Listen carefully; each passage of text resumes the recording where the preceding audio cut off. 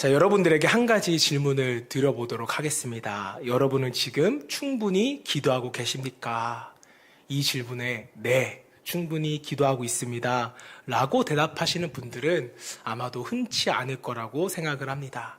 2025년에 목회데이터 연구소에서 기도에 대한 설문조사를 한 적이 있습니다. 조사 결과를 보면 매일 기도하는 사람이 기독교인들 중에 몇 프로나 될 것 같으세요? 네? 5%? 네? 60, 50 몇 프로라고요? 0.1%요? 너무 극소수인데. 네.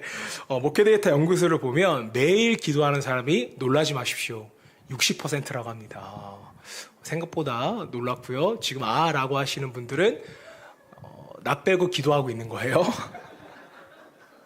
자, 여기서 50%는요, 하루 기도 시간이 약 20분 가량이었다고 합니다. 그리고 나머지 20%는 30분 이상, 또 10%는 1시간 이상 기도한다는 통계가 있었다고 합니다. 어쨌든 평균을 내보니까 기도하는 사람은 하루 20분 정도 기도를 하는 거예요. 자, 이것을 24시간, 1440분 중에 20분을 퍼센테이지로 계산하면요, 24시간 중에 기도에 할애하는 시간은 몇 프로가 될까요? 네, 저거 바 지워주시면 감사하겠습니다. 네, 1.4%인데요. 과연 이 수치로 보았을 때 우리는 충분히 기도하고 있는가? 하루 시간 중에 우리가 기도하는 시간은 몇 프로라고요? 1.4%래요. 한번 생각해보고 점검할 필요가 있다라는 거죠. 자, 왜냐하면 주님은 우리에게 뭐라고 말씀하셨어요? 항상 기도하라. 사도 바울은 쉬지 말고 기도하라 라고 말씀하셨는데, 이 말씀 앞에서 과연 우리는 뭐라고 대답할 수 있을까? 자, 대부분의 성도님들은요, 기도를 해야 한다는 의무감과 또 기도하기 어려운 현실적인 상황에서 아마도 매우 큰 갈등을 하고 계시리라 생각을 합니다. 자, 그래서 쉬지 말고 기도해라, 항상 기도해라, 이 말씀이 우리에게는 뭘로 다가올 수 있어요? 부담감과 압박감으로 다가올 수가 있다라는 거예요. 자, 기도라는 단어를 들었을 때 우리는 뭐라고 생각합니까? 해야 하는 것이라는 생각은 들지만 실상은 하지 못하는 것이라는 정의를 할 수도 있다라는 것이죠. 자, 이 시점에서 우리는 이제 고민이 생깁니다. 기도하는 시간은 하루 1.4%밖에 안 되는데, 시간의 1.4%밖에 안 되는데, 하나님은 우리가 더 많은 시간을 기도하기 원하신다면 도대체 우리는 어떻게 해야 하는가? 이대로 마음의 분담감을 끝끝내 견디면서 1.4%의 기도 생활에 만족할 것인가? 아니면 부담감을 이기지 못하고 기도 시간을 조금 더 늘릴 것인가? 여러분들이라면 어떻게 하실래요? 부담감을 이겨내실래요? 아니면 부담감을 이기지 못하고 기도해 보실래요? 제가 여기서 여러분들에게 기도를 강요한다면 여러분이 시험 드실 것 같아서 우리가 먼저 생각해 봐야 할 문제가 있어요. 그게 뭐냐면, 왜 예수님은 항상 기도하라고 우리에게 말씀하셨을까? 왜 사도 바울은 쉬지 말라고 우리에게 기도하라고 했는가? 이것을 우리가 먼저 생각해 볼 필요가 분명히 있습니다. 자, 예수님과 사도 바울은 왜 쉬지 말고 기도하라고 우리에게 말씀했을까? 인간은요, 기도하지 않으면 이 땅의 삶을 살아갈 수 없는 어떠한 존재예요? 연약한 존재이기 때문이 그렇습니다. 우리가 가지고 있는 유한한 자원으로 또 능력으로는요, 전쟁터와 같은 이 삶을 견뎌낼 수가 없다라는 것이죠. 어떠한 삶의 문제를 잘 해결한 것 같아도 한 발짝 내딛는 순간 또 다른 문제가 생겨요, 안 생겨요? 생기잖아요. 그 문제마다 우리의 한계를 분명히 만나게 됩니다. 자, 지난번에도 말씀을 나눴지만 인간은 하나님의 통치하심 아래 있을 때 가장 뭘 만족을 느낄 수 있어요? 평안함을 느낄 수가 있어요. 행복할 수 있도록 창조된 존재라는 것입니다. 자, 때문에 많은 성도들이 하나님께 도우심을 요청하며 기도하는 것이고, 근본적으로 본다면 이 땅에서 하나님의 도우심이 필요하지 않는 영역은 한 군데도 없다라는 것이죠. 심지어 참새가 한 아사리온에 팔리는 것도 하나님의 뭐가 있었다? 개입하심이 있다라고 성경은 우리에게 증거합니다. 자, 그런데 우리가 계속해서 기도에 대해서 말씀을 나눴다시피 우리가 기도의 초점을 도우심, 즉 나의 소원에 맞추다 보니까 기도는요 그저 하나님의 도우심을 얻기 위한 얄팍한 수단으로 어느샌가 변질이 되어 있다는 것을 우리는 느끼게 됩니다. 자, 때문에 문제가 없으면, 소원이 없으면 평상시에는 기도해야 안 해요? 기도를 잘 안 하게 되더라는 것이죠. 쉬지 않고 기도하려면 쉬지 않고 뭐가 있어야 되는 거예요? 문제가 있어야 우리는 기도를 하더라는 거예요. 자, 우리는 특별한 문제가 없으면 사는 게 바쁘니까 기도를 쉬는 것이 어쩌면 당연하다고 생각하는지도 모르겠습니다. 자, 예전에 제가 어느 권사님의 간증을 들어보니까 어느 권사님은요, 놀라지 마세요. 하루 8시간을 기도하신대요. 자, 그래서 아니 어떻게 8시간을 기도하지? 하고 지켜보니까 이분은 밥 먹는 시간도 아까워가지고 음식을 미리 소분해서 점심 되면 바로 꺼내서 먹고 저녁 되면 바로 꺼내서 데워서 먹더라고요. 자, 보면서 뭘 저렇게까지 하시지? 라고 생각을 했다가 권사님께서 기도가 삶의 최우선 순위로 변하니까 삶의 중심이 이렇게 변하더라 라는 것을 제가 들으면서 저 또한 좀 많은 좀 감동을 받았어요. 그래서 도전을 받았습니다. 그래서 저도 8시간은 못하더라도 시간 관리를 좀 잘해서 기도하는 시간을 좀 더 늘려보자 라고 다짐을 했는데 시간 확보라는 것이 쉬워요? 어려워요? 어려워요. 정말 힘들다는 것을 목회자인 저 또한 느끼게 되었습니다. 저를 포함해서 누구든지 아마 이렇게 생각을 하실 것 같아요. 현대인의 삶이 얼마나 바쁩니까? 또 특별한 일도 없는데 8시간씩 무슨 기도를 해야 될지 솔직히 뭐 생각나는 기도 제목 있으세요? 8시간을 어떻게 기도할까? 어떻게 기도해야 될지를 모르는 분들은 시간 자체가 부담일 수가 있습니다. 자, 그럴수록 기도는 더 우리에게는 부담으로 짐처럼 느껴지게 됩니다. 자, 그러면서 우리 마음 가운데 어떤 마음이 생기냐면 권사님은 뭐 하니까 기도하지?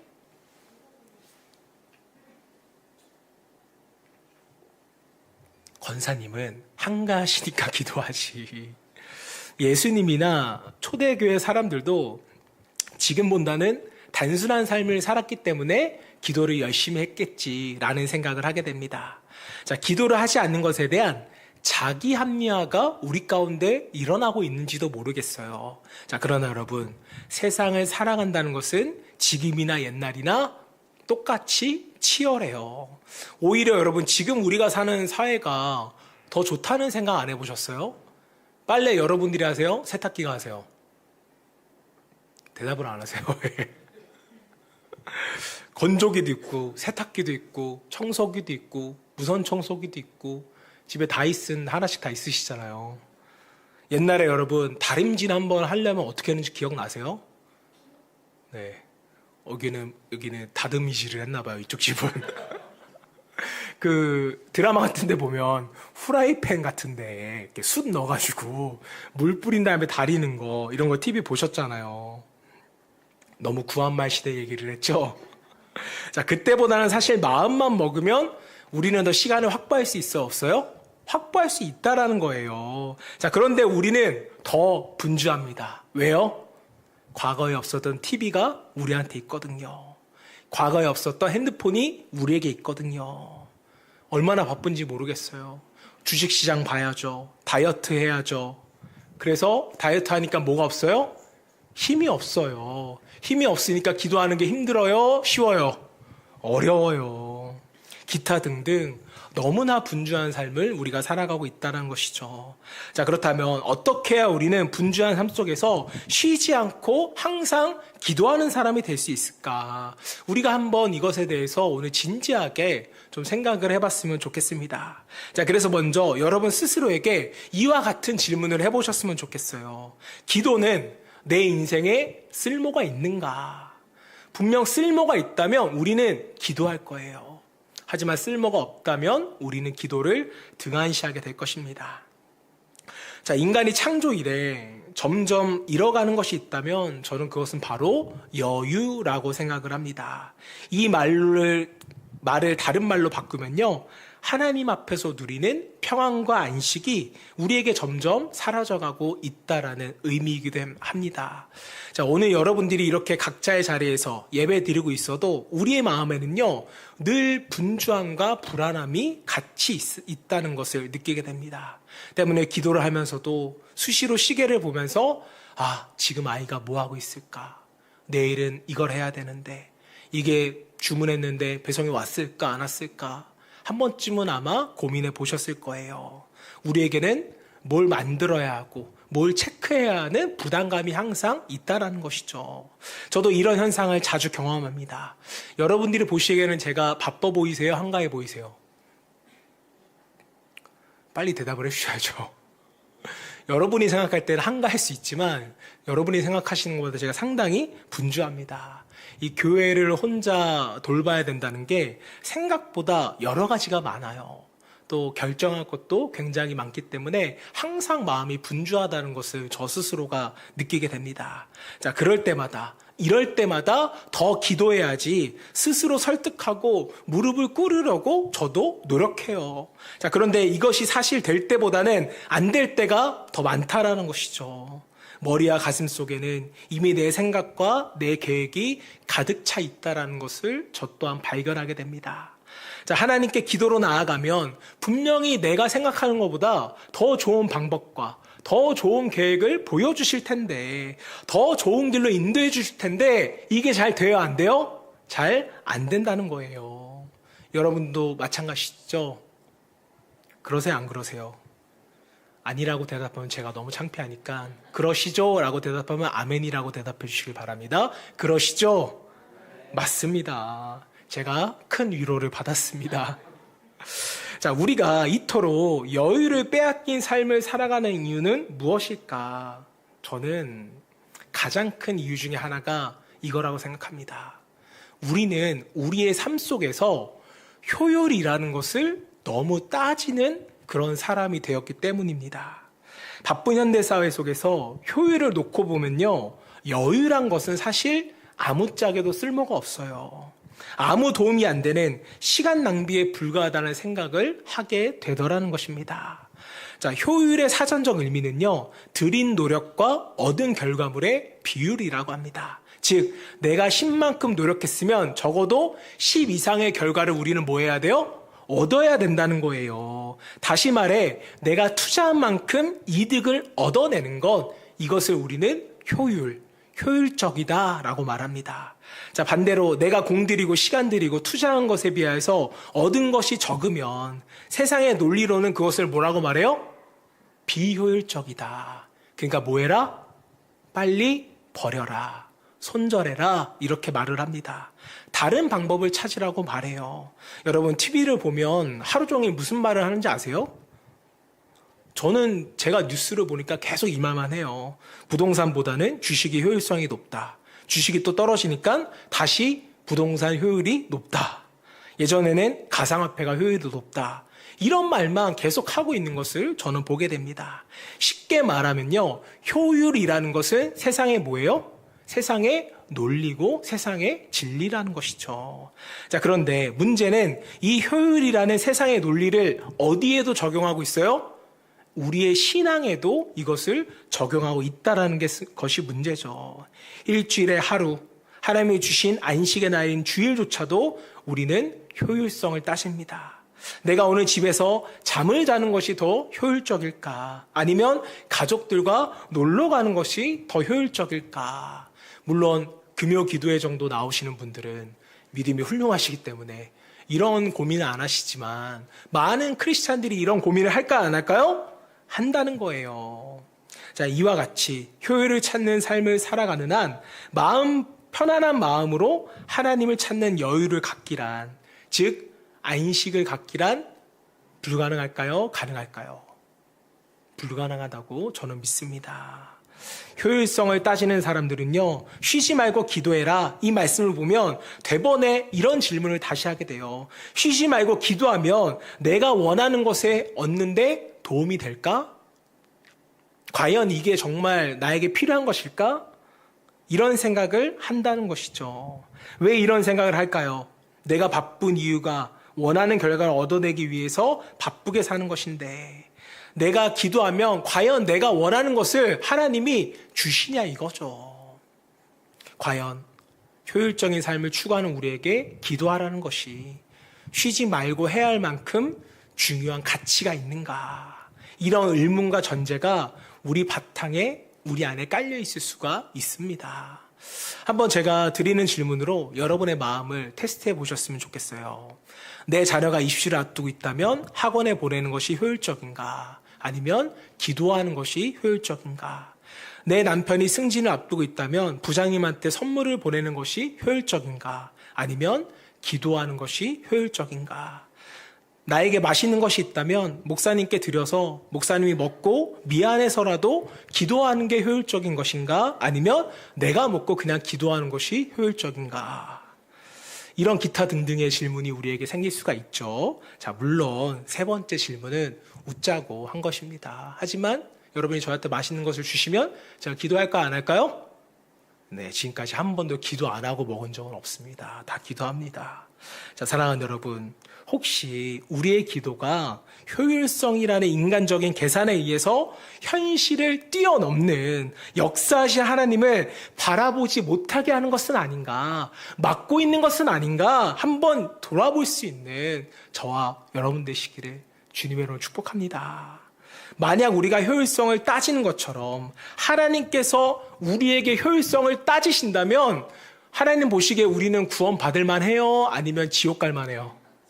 100% 지옥 갈 만하죠. 우리는 효율성이 없는 존재예요.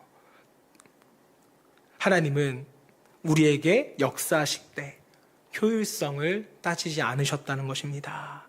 따라해 보실까요? 하나님은 효율을 원하지 않으신다. 하나님은 우리에게 정말로 효율을 원하지 않으세요. 교회도 그렇고 회사도 그렇고 사람을 뽑을 때 항상 두 가지 기준을 놓고 고민하는 것 같아요. 첫 번째는 능력을 볼 것인가, 두 번째는 그 사람의 성품을 볼 것인가. 우리 김영대 지사님은 능력을 보세요, 성품을 보세요? 성품을 보세요? 성품을 봤다고 합니다. 능력은 안 봤어요. 은혜를 정말 베풀어 주셨네요. 자, 흔히 능력을 갖춘 사람은요, 대인관계를 고려하지 않아서 같이 일하는 상대방의 마음을 상하게 하기가 쉽죠. 또 반대로 성품만 좋은 사람은요, 일이 어떻게 되든 별로 상관하지 않아서 무능력하게 비춰지기 마련입니다. 자, 우리는 사람을 뽑을 때도 즉 뭘 따진다는 거예요? 효율을 따진다는 거예요. 자, 그런데 성경을 통해 발견할 수 있는 하나님은요, 효율적이시기보다는 뭐 하시다? 따라해보세요. 관계적이시다. 그럼 왜 하나님은 관계적이신가? 하나님은 이미 완벽한 효율성을 지니고 계신 분이기 때문에 그렇습니다. 하나님은 하나님의 섭리, 전능하심을 통해서 이미 완벽한 효율을 우리에게 보여주셨어요. 자, 때문에 하나님은 부족한 인간을 통해서 일하시지만 우리에게 의존적이지 않으시고 그분의 뜻대로 그분의 역사를 이뤄갈 수 있는 이유가, 그분의 일들을, 역사를 이뤄가실 수 있는 이유가 바로 하나님의 완벽한 효율성 때문이라는 거죠. 자, 그래서 우리가 더 열심히 해서 더 효율적으로 하나님의 일을 해야 한다는 이 개념 자체는요, 성립을 해야 안 해요? 성립을 하지 못하는 것입니다. 하나님의 완전하심과 풍요로우심은요, 이미 우리가 아니어도 완성되어져 있어요. 우리가 중학교 수학 시간에 배우죠. 무한대 곱하기 무한대는 뭐예요? 너무 문제가 어려웠습니다. 그럼 다시 문제를 바꿀게요. 무한대 마이너스 무한대는 뭐예요? 문제가 너무 어려웠나요? 무한대 마이너스는 무한대죠. 이 말은 무엇이냐? 하나님의 무한성에 우리의 마이너스가 더해져도 하나님은 무한하시고 전능하시다는 의미입니다. 자, 그래서 우리가 더 열심히 해서 더 효율적으로 하나님을 이해한다는 그 개념은요, 우리의 생각이에요. 하나님의 역사는 절대 우리에 의하여서 결정되어지지 않습니다. 자, 하나님께서 더 많은 것을 얻기 위함이 아니라, 다시 말해 효율을 위해서가 아니라 우리가 하나님과 관계 맺는 이유는 뭐예요? 하나님과의 마음을 나누고 싶어서, 관계 맺고 싶어서 하나님이 이것을 원하시기 때문에 우리는 하나님과 관계 맺으며 살아가는 것입니다. 자, 성경 곳곳에는요, 이것에 대한 근거를 우리가 찾을 수가 있어요. 자, 하나님은요, 초월적이시면서 동시에 내재적이시다라는 말이 있습니다. 전도서 5장 2절 말씀 우리 같이 읽어볼게요.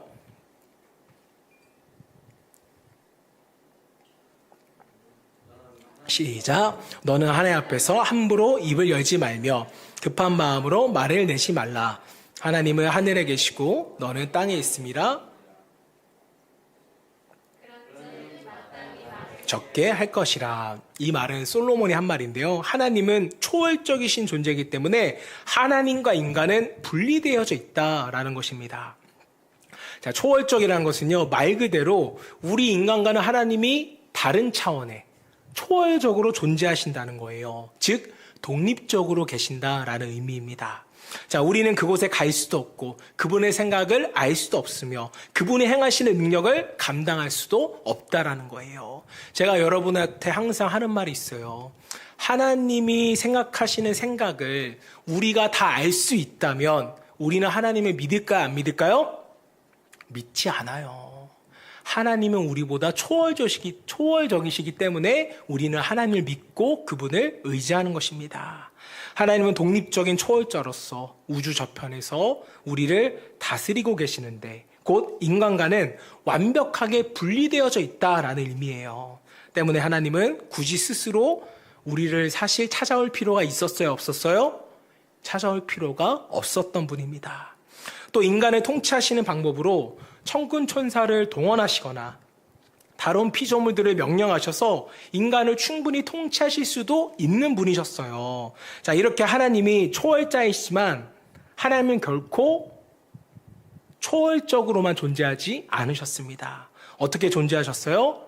우리에게 내재적으로, 관계적으로 존재하셨다는 것입니다.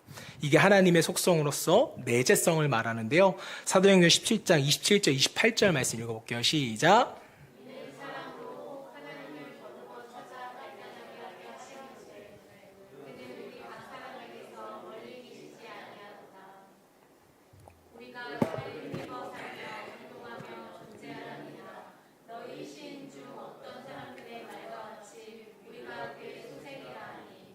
자, 이 말씀을 보시면 하나님은 인간과 분리되어서 다른 곳에만 존재하시는 분이 아니라 어디에 나타나셔서 이 땅에 나타나셔서 우리와 함께 하신다라고 말씀을 증거합니다.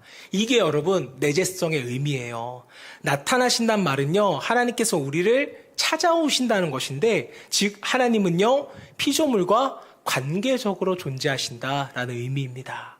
초월적이지만 뭐 하신다? 관계적이시다. 자, 사랑하는 여러분, 만약 하나님께서 효율만을 생각해서 우리를 다루신다면 우리는 어떻게 될까요? 구원받을 만한 사람은 아무도 없을 뿐거니와, 혹 우리를 구원하신다고 해도 우리가 얼마나 열심히 기도했지, 말씀을 얼마나 읽었지, 우리가 얼마나 전도했지, 얼마나 헌금했지 등 열심과 결과물로 우리를 하나님은 평가하실 것입니다. 여러분 생각만 해도 어때요? 신앙생활이 피곤하고 두렵지 않으세요? 자, 이런 면에서 이제 신앙생활이 평안과 기쁨을 주는 것이 아니라 압박과 불안감이 항상 우리를 지배하게 될 것입니다. 자, 그래서 여러분, 기도는 효율성이 아니라 내가 무엇인가를 얻기 위한 수단이 아닌 하나님과의 지속적인 관계 맺기다. 뭐가요? 기도가요. 우리는 이것을 항상 생각하면서 기도할 수 있어야 됩니다. 저는 이제 결혼한 지가 벌써 14년 차가 되었더라고요. 제가 결혼할 때는 어떻게 결혼했는지 잘 기억이 안 나요. 저는 27살 때, 아내는 26살에 기억했기 때문에 사실 좀 오래됐는데, 최근에도 결혼을 하는 친구들이 있잖아요. 근데 그 친구들 중에는 꼭 이런 친구들이 있습니다. 기분 나쁘다는 거예요. 왜 기분 나쁠까요? 몇 년 동안 연락이 없다가 갑자기 결혼한다고 전화하니까 자기는 너무 기분이 나쁘다는 것입니다. 이 초대는 꼭 뭘로 들려요? 돈 달라는 얘기로 들리잖아요. 여러분도 한번 경험해 보셨죠? 누구나 살면서 한 번쯤 경험해 봤을 법한 일입니다. 자, 아마 이런 전화를 받는 사람들 대부분은 아니 몇 년 동안 연락 한 번 없다가 나한테 전화를 해? 그동안 좀 연락이라도 좀 하지. 이런 생각을 하게 됩니다. 여러분, 근데 왜 우리가 이런 마음이 들까요? 답은 간단합니다. 관계가 친밀하지 않기 때문이죠. 관계가 좋은 사람들은요, 서로에게 어떤 결과물을 요구하지 않습니다. 나는 이것을 원하기 때문에 오늘 너를 만나는 거야. 너한테 연락하는 거야. 이런 식으로 상대방을 대하지 않는다는 거예요. 자, 그러니까 만남이란 것 자체가 관계가 뭐야지만 좋아야지만 유지할 수가 있다라는 겁니다. 저는 이것은 기도도 마찬가지라고 생각해요. 우리가 무엇인가 필요로 해서 하나님께 그때만 기도한다면 인격적이시고 관계적인 하나님께서 과연 이것을 기뻐하실까요? 여러분도 기분 나빠하셨잖아요. 오랜만에 전화하니까 필요하다고 하니까 기분 나쁘신 것처럼 하나님도 우리가 뭔가 필요할 때만 연락하고 기도한다면 저는 하나님이 과연 이것을 기뻐하실까라고 우리가 한 번은 생각을 해봐야 된다는 것이죠. 자, 물론 하나님께서는 자기의 백성들과 또 사랑하는 자녀들의 그 소원을 이루어 주시기도 합니다. 자, 그런데 그 기도가 계속적으로 소원만을 위한 기도라면 그 관계는 어떤 관계예요? 일방적인 관계이기 때문에 유지되기가 어렵다는 것이죠. 오늘 본문 요한일서 1장 3절 말씀 같이 보겠습니다. 시작. 우리가 보고 들은 바를 너희에게도 전함은 너희로 우리와 사귐이 있게 하려 함이니 우리의 사귐은 아버지와 그의 아들 예수 그리스도와 더불어 누림이라. 자, 여기서 사귐이라는 것은요, 헬라어로 그 유명한 코이노니아라는 단어입니다. 이 단어의 뜻은요, 함께 가진 것을 나누다 라는 의미를 지니고 있어요. 자, 하나님은 우리에게 주실 것이 많으시고 아무리 나눠주어도 마르지 않을, 충분히 아니 넘치도록 주실 것을 가지고 계신 분입니다. 자, 그 모든 것 주기를 아까워하지 않기 때문에 친히 그것을 주시러 어디까지 오셨어요? 이 땅까지 오셨잖아요. 자, 그러니까 하나님이 우리와 교제하고 관계 맺기를 원하시는 이유는 자신이 가진 것을 뭐 하기 위해서? 나눠주고 공급해주기 위해서 이 땅에 오셨다는 겁니다. 자, 때문에 우리는 무엇인가를 얻기 위해 기도하고 관계 맺는 것이 아니라 하나님과의 친밀한 관계를 맺다 보면 본래 주시기를 원하셨던 하나님이 우리의 필요를 채워주신다는 이 사실을 믿고 우리는 뭐를 위해서 기도해야 돼요?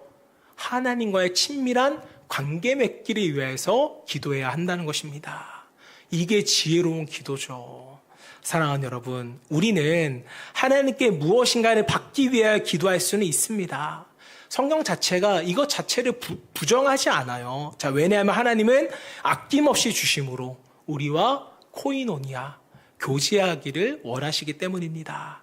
자, 그렇다면 우리는 어떻게 하나님과 교제할 수 있을까? 다른 말로 하면 우리는 하나님께 무엇을 나누고 드릴 수 있을까? 자, 결론부터 말하면 우리는 하나님께 드릴 게 있어요, 없어요? 사실 드릴 게 없습니다. 여러분이 하나님께 드린다고 하나님이 그거 필요할 것 같으세요?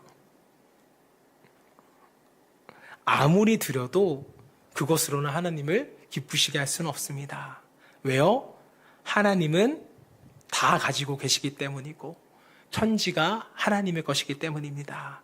자, 때문에 우리가 하나님과 교제할 때 할 수 있는 일은요, 그 일에 동참하는 거예요.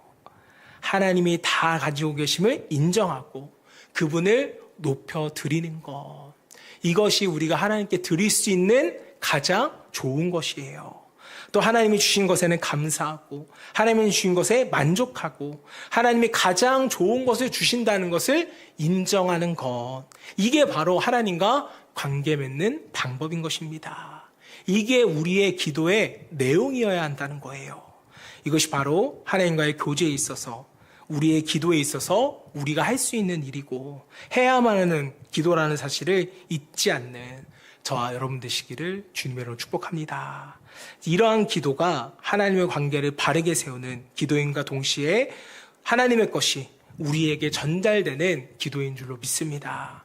이제 말씀을 좀 정리하도록 하겠습니다. 우리의 기도는 늘 충분하지가 않습니다. 그리고 기도하지 못하는 이유와 그 내면을 살펴보면 바빠서 기도 못하는 것이 아니라 기도를 그저 우리가 얻기 위한 효율성으로 간주하기 때문에 우리는 잘 기도하지 못했던 것입니다. 또 기도가 없으니 하나님이 주시는 평안과 안식을 얻지 못했다라는 거예요. 하지만 하나님은 완벽한 효율을 가지고 계신 분이시고 인간의 효율을 뛰어넘는 분이시고 그분이 가진 것을 우리에게 나누며 관계 맺기를 원하시는 분이다. 우리는 이것을 잊어서는 안 됩니다. 자, 때문에 우리의 기도는 소원에 이르기 위한 효율적인 기도가 아니라 하나님과의 관계 맺기 위한 코이노니아적 기도로 변해야 하는 것입니다. 이 과정이 때로는 어색하고 때로는 효율성이 없어 보일 수도 있어요. 하지만 이 기도를 통하여서 우리의 관계, 하나님과의 관계는 조금씩 좋아지리라 믿습니다. 곧 지속적인 기도를 통하여서 우리는 하나님과 가까워질 수 있다는 거예요. 저와 여러분 모두가 하나님과의 사귐을 통하여서 하나님과의 깊은 관계가 이루어지기를 주님의 이름으로 축원합니다.